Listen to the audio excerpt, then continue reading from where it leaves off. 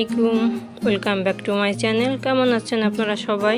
তো আজকে নতুন একটি রেসিপি নিয়ে এসেছি। এটা হচ্ছে আপ্পাম রেসিপি, সাউথ ইন্ডিয়ার ব্রেকফাস্ট। তো এটা আমরা সকালে কিংবা বিকালে নাস্তা হিসেবে বড়দের ছোটদের দিতে পারি। এটা খুবই একটি জনপ্রিয় খাবার ভারতের। তো ভাবলাম যে এটা তৈরি করে আজকে আপনাদের সাথে শেয়ার করি। তো চলুন দেখে নিই কীভাবে আমি এই রেসিপিটি তৈরি করেছি। তো একটা বোল নিয়ে নিয়েছি আর নিয়েছি 1 কাপ সুজি। আপনারা যে কোনো সুজি ব্যবহার করতে পারেন। 1 কাপ পরিমাণ সুজি নিয়েছি।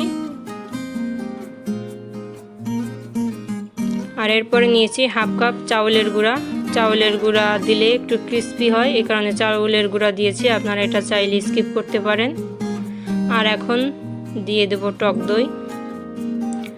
1/2 কাপ পরিমাণ টক দই দিয়ে দিচ্ছি।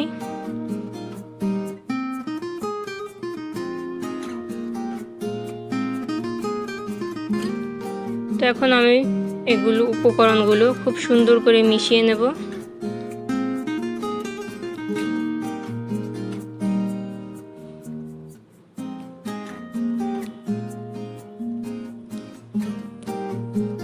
তো মিশিয়ে নেওয়ার পরে আমি 1/2 কাপ পরিমাণ আস্তে আস্তে পানি ঢেলে দেব। আমার একটু পানি বেশি লেগেছে, আপনারা আপনাদের পরিমাণ মতো পানি দিয়ে দিতে পারেন।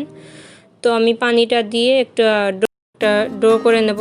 পানি দিয়ে খুব সুন্দর করে যেন দলা পেকে না থাকে এদিকে খেয়াল রেখে খুব সুন্দর করে মিশিয়ে আমি 15 মিনিটের জন্য রেস্টে রেখে দেব। তো খুব সুন্দর করে মিশিয়ে নিয়েছি আমি, দেখতে পাচ্ছেন কোনো দলা নেই।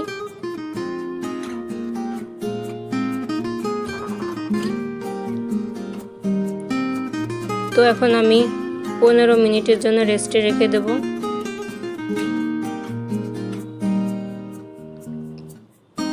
একটা ঢাকনা দিয়ে ঢেকে 15 মিনিট পরে ফিরে আসতেছি।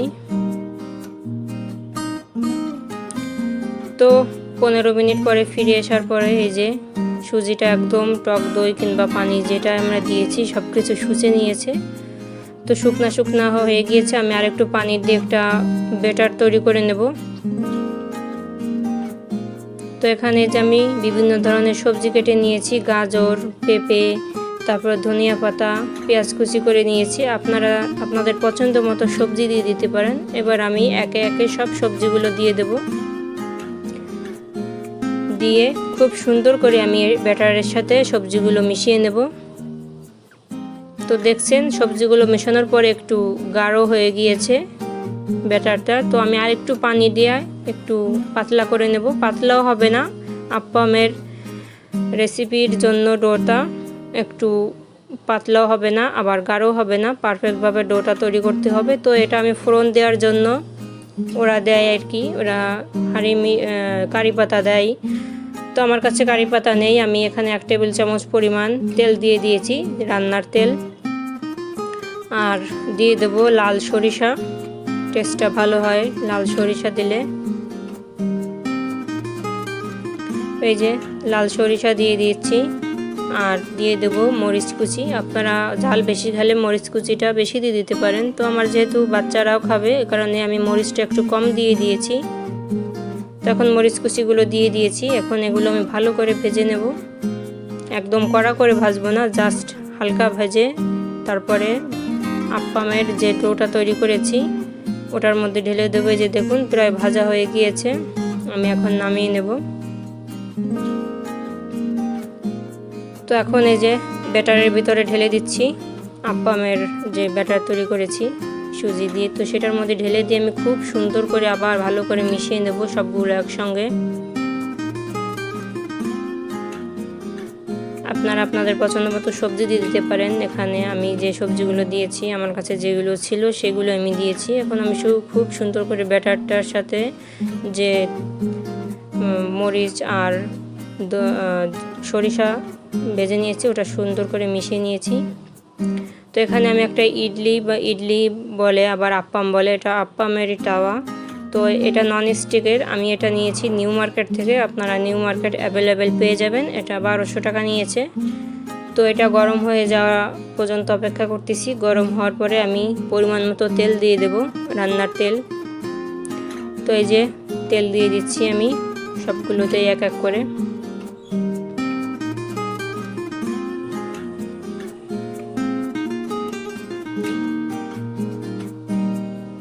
তো তেল দেওয়ার পরে আমি ব্যাটারটা একে একে প্রতিটা আপ্পামের যে গোলাকার ওটার ভিতরে আমি সম্পূর্ণ দিয়ে দেব। তো জালটা আপনারা মনে রাখবেন মিডিয়াম টু লো আছে রাখবেন, কারণ জালটা বাড়িয়ে দিলে আপ্পামের বাইরে সাইড হবে আর ভিতর সাইড কাঁচা থাকবে। তো জালটা আমি একদম লো আছে করে নিয়েছি আর আমি সবগুলো দিয়ে দিব এখন।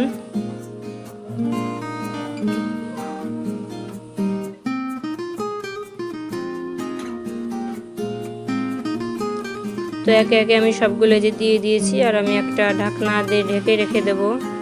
3 থেকে 4-5 মিনিট হয়তো লাগবে এটা কুক হতে।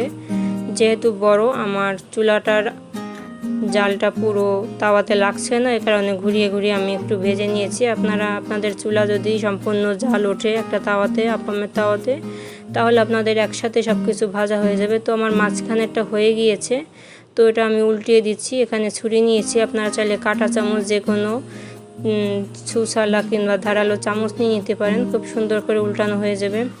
তো আমার সবগুলো তো হয়নি, এজন্যে আমি একটা উল্টিয়ে এরপরে আমি যেগুলো হবে সেগুলো উল্টিয়ে পাল্টিয়ে খুব সুন্দর করে ভেজে নেব।